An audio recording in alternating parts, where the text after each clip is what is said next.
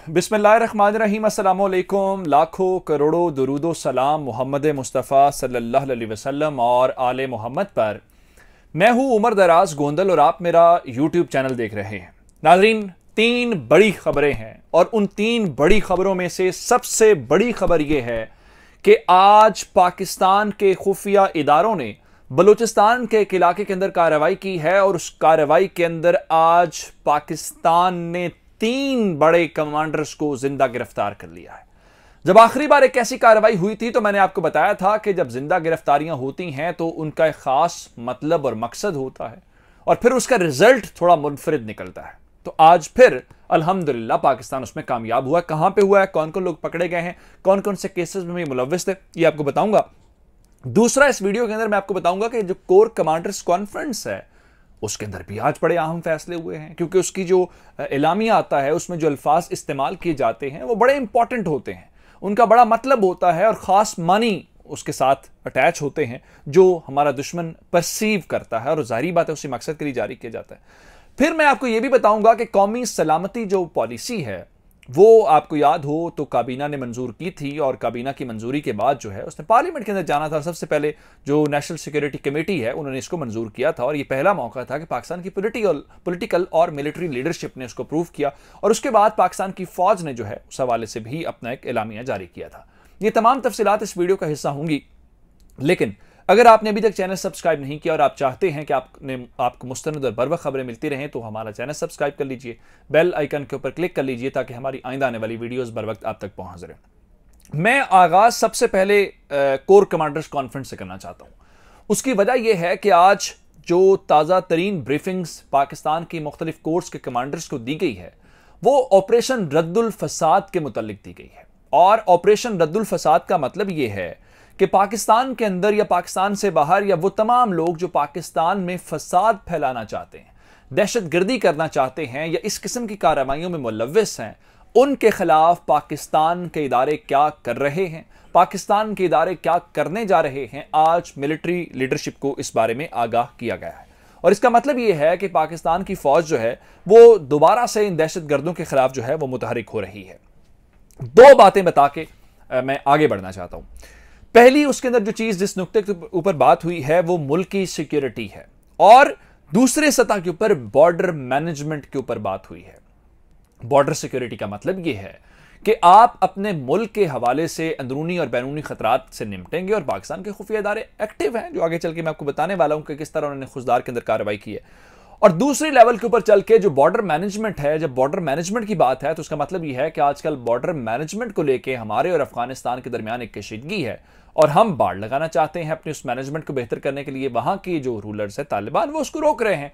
तो इसका मतलब यह है कि आज पाकिस्तान की फौज ने जो तालिबान के साथ हमारी कशीदगी चल रही है, जो मामलात गड़बड़ हैं, उसके ऊपर तफसीलन गौर किया है और अपने कमांडर्स को भी आगाह किया है। और इस सिलसिले में पाकिस्तान ने थोड़ा अर्सा पहले ही एक नेशनल सिक्योरिटी पॉलिसी बनाई है कि हमने चलना कैसे है, हमने अपने दोस्तों को कैसे ट्रीट करना है, हमने अपने दुश्मनों को कैसे काउंटर करना है। ये सारे का सारा एक प्लान था और इस सिलसिले में नेशनल सिक्योरिटी कमेटी का इजलास हुआ था जिसमें हमने देखा chairman joint of staff committee और तीनों मुसल्लह अफवाज के सरबराह, पाकिस्तान के खुफिया इदारों के सरबराह और इसके अलावा जो पाकिस्तान के मुख्तलिफ जो वजीर हैं, जो सीनियर वजीर हैं, प्राइम मिनिस्टर साहब ने खुद इस मीटिंग को चेयर किया था। अब इस सिलसिले में तीन चीजें आपके सामने रखना चाहता हूं कि इसके कुछ पॉइंट सामने आए हैं। एक तो इसके दो हिस्से हैं। एक वो हिस्सा है जो खुफिया हिस्सा है, जारी बात है वो आवाम के सामने नहीं आ सकता, वो काबीना को मालूम है, नेशनल सिक्योरिटी कमेटी को मालूम है और उसको आप पब्लिक लेवल पे तो ये नहीं बता सकते ना कि इस मामले को हमने ऐसे करना है, ये ऑपरेशंस किए जाएंगे, ये हमारे मफाद हैं, इसको हमने अचीव करना है और ये नाकाम बनाना है। इसका मतलब ये होता है कि जो गैर खुफिया सफ़हात हैं उससे कौम को आगाह किया जा सकता है, उनको बताया जा सकता है कि जनाब ये हैं। तो 50 सफ़हात के ऊपर मुश्तमिल जो इसका दूसरा पार्ट है गैर खुफिया सफ़हात का, वो बताया गया कि जुमे के रोज़ जो प्राइम मिनिस्टर साहब हैं वो कौम को इसके ऊपर एतमाद में लेंगे और कौम के सामने लेके आएंगे। अब बहुत बातें हमने इसके ऊपर कर ली थी, लेकिन इसके तीन मेजर जो पॉइंट सामने अभी तक आए हैं उसमें पहला पॉइंट ये है कि इकॉनमी, पाकिस्तान ने अपनी मईशत को कौमी सलामती पॉलिसी के अंदर शामिल किया है। ये बहुत बड़ा शिफ्ट है पाकिस्तान की पॉलिसी में कि अब रियासती सतह के ऊपर पाकिस्तान ये समझता है कि इकॉनमी हमारा टॉप जो एजेंडा है वो होना चाहिए। दूसरा, मिलिट्री, यानी अपना तहफ़्फ़ुज़ जो है हम उसको दूसरे नंबर पे रख रहे हैं, और तीसरे नंबर पे बढ़ के हमने एक जिम्मेदार और एक फलाही रियासत होने का सबूत दिया, वो है इंसानी तहफ़्फ़ुज़ का या इंसानी हुकूक जो है उसको रियासत पाकिस्तान ने तीसरे नंबर के ऊपर निकात रखे हैं। ये तो जनाब हो गया वो चीज़ें जो रियासत करती है, लेकिन जब ये रियासत करती है तो कुछ बहुत सारे अनासर ऐसे भी होते हैं जो उसको नाकाम बनाने के लिए कोशिशें करते हैं या पाकिस्तान के खिलाफ कार्रवाइयां करते हैं, तो जाहिर बात है उनको उड़ाना भी बहुत ज़रूरी है। थोड़ा अर्सा पहले केच के इलाके में पाकिस्तान ने कार्रवाई की बलूचिस्तान के अंदर और 4 दहशतगर्द जिंदा गिरफ्तार किए, और मैंने उस दिन आपको बताया कि ये इसका मतलब ये है कि हालिया मनसूबे नाकाम हुए। इसका मतलब ये है कि जो मुस्तकबिल करीब में मनसूबे इन्होंने एग्जीक्यूट करने थे वो मनसूबे भी आपने पकड़ लिए।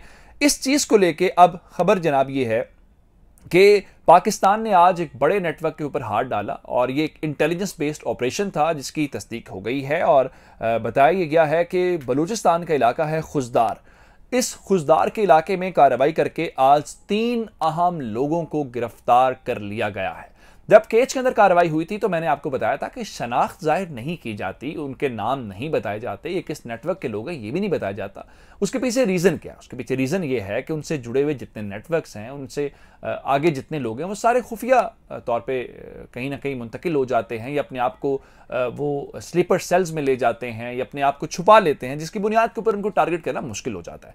और जब वो लोग पकड़े गए थे उसके बाद ही तहरीक तालिबान का तर्जुमान मोहम्मद खुरासानी है उसको भी मारा गया। एक नामालूम अफराद ने मारा, हमें तो नहीं मालूम वो किसने मारा है। तो इसलिए अब ये जो 3 लोग हैं इनके मुतालिक भी कोई शनाख्त जाहिर नहीं की गई, लेकिन ये जरूर बताया गया है कि ये अहम तनसीबात को निशाना बनाने की मनसूबाबंदी कर रहे थे, और इनके कब्जे से भारी असलहा और बारूद जो है वो पकड़ा गया। अब इस बारे में एक और जो अहम कामयाबी पाकिस्तान को मिली है, एक अकरम साजिदी पाकिस्तान के एक ट्राइबल शख्सियत थी और पॉलिटिकल लीडर थे। हुआ ये कि वो कराची कोयटा जो हाईवे है, नेशनल हाईवे जिसको हम कहते हैं, उसके ऊपर सफ़र कर रहे थे, और ये पिछले साल नवंबर की बात है, आज से 2 महीने पहले की। तो उनकी गाड़ी में अचानक से जनाब ब्लास्ट होता है, और उसके अंदर वो खुद भी, उनकी जान चली जाती है, उनके साथ मजीद 2 लोग गाड़ी में सवार होते हैं। तो उस वक्त मालूम नहीं हुआ था कि हब का जो इलाका है इसके अंदर एक ही थोड़े अरसे के दौरान इस किस्म के 2 वाक़यात होना, पहले एक सहाफ़ी को निशाना बनाया गया था। तो ये कौन लोग हैं जो इस किस्म की कार्रवाइयाँ कर रहे हैं? तो मालूम ये हुआ है कि ये वही नेटवर्क था। इसका मतलब ये है कि बलूचिस्तान के अंदर जो अदम इस्तेहकाम फैलाने वाली ताकतें हैं उनमें से कुछ लोग थे जिनको आज पकड़ लिया गया है।